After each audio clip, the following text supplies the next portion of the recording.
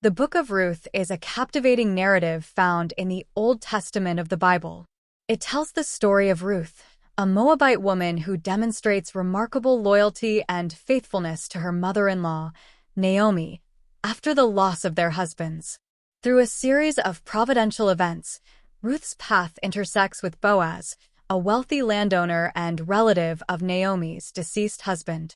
Boaz acts as a kinsman-redeemer, marrying Ruth and ensuring their security and provision.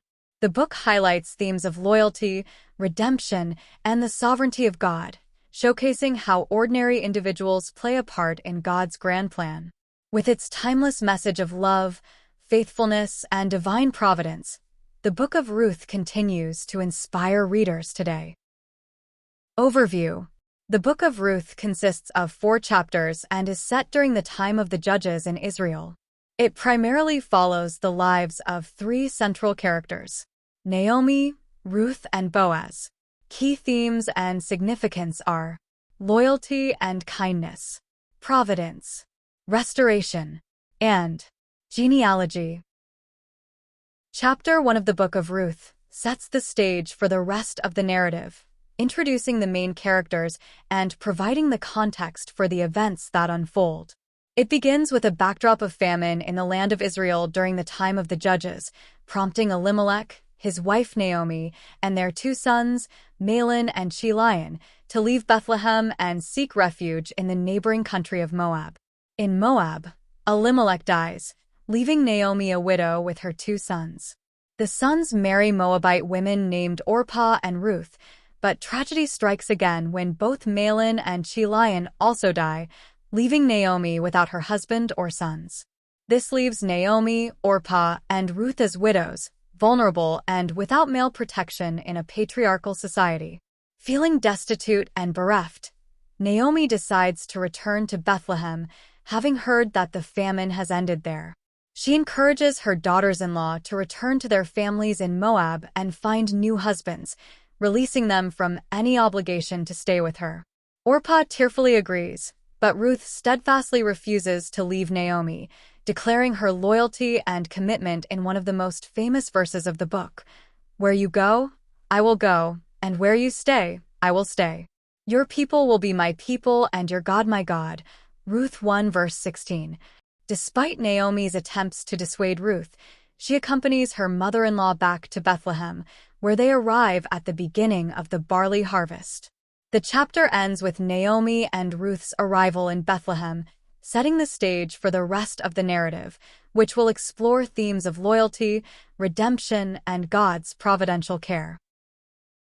Chapter 2 of the Book of Ruth continues the story of Ruth and Naomi in Bethlehem. After arriving in Bethlehem at the beginning of the barley harvest, Ruth expresses her desire to go to the fields to glean leftover grain in order to provide for herself and Naomi. Gleaning was a practice allowed under Jewish law, where the poor and marginalized could gather grain left behind by harvesters in the fields. Ruth goes out to glean in the fields belonging to a man named Boaz, who is described as a wealthy and influential relative of Naomi's late husband, Elimelech. Boaz arrives at his fields and greets his workers, noticing Ruth gleaning among them. He asks about her identity and learns that she is the Moabite woman who has returned with Naomi. Boaz shows kindness and generosity toward Ruth, instructing her to stay in his fields and glean alongside his female servants. He also orders his young men not to harm or mistreat her. Ruth is overwhelmed by Boaz's kindness and asks why she has found favor in his eyes, considering she is a foreigner. Boaz responds by praising Ruth for her loyalty to Naomi and for her willingness to leave her homeland and people to come to a land she did not know. He blesses her and reassures her that she will be provided for and protected while she gleans in his fields. Ruth works diligently in the fields throughout the barley and wheat harvests, gleaning grain to provide for herself and Naomi. At the end of the chapter, Ruth returns home with a generous amount of grain, and Naomi is amazed at the bounty she has brought back. Ruth shares her encounter with Boaz, and Naomi recognizes that Boaz is a close relative who could potentially serve as a redeemer for them. Chapter 2 highlights themes of kindness, provision, and the importance of caring for the marginalized. It also sets the stage for the developing relationship between Ruth and Boaz, which will play a crucial role in the unfolding of God's providential plan for Ruth and Naomi's future. Chapter 3 of the Book of Ruth marks a significant turning point in the narrative as Naomi devises a plan to secure a future for Ruth through marriage. The chapter unfolds with Naomi instructing Ruth on how to approach Boaz, their kinsman-redeemer, with a proposal for marriage. Naomi advises Ruth to prepare herself and go to the threshing floor, where Boaz will be winnowing barley. She tells Ruth to wait until Boaz has finished eating and drinking, then to uncover his feet and lie down.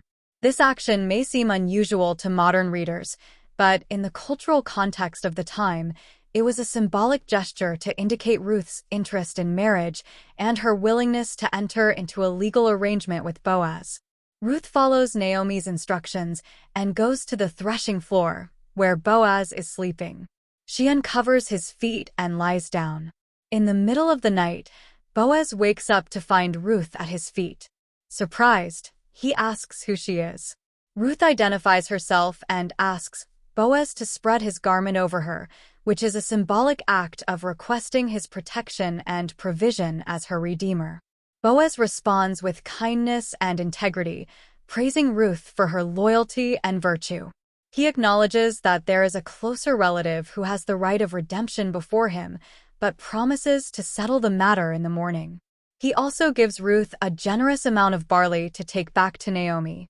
Before dawn, Boaz sends Ruth back to Naomi with additional grain and reassurances of his intentions. Ruth returns home, and Naomi eagerly awaits news of what transpired between Ruth and Boaz. Chapter 3 emphasizes themes of loyalty, trust, and redemption. Ruth's actions demonstrate her commitment to Naomi and her willingness to follow her instructions, even if they seem unconventional. Boaz's response reflects his integrity and his recognition of Ruth's virtue and worthiness.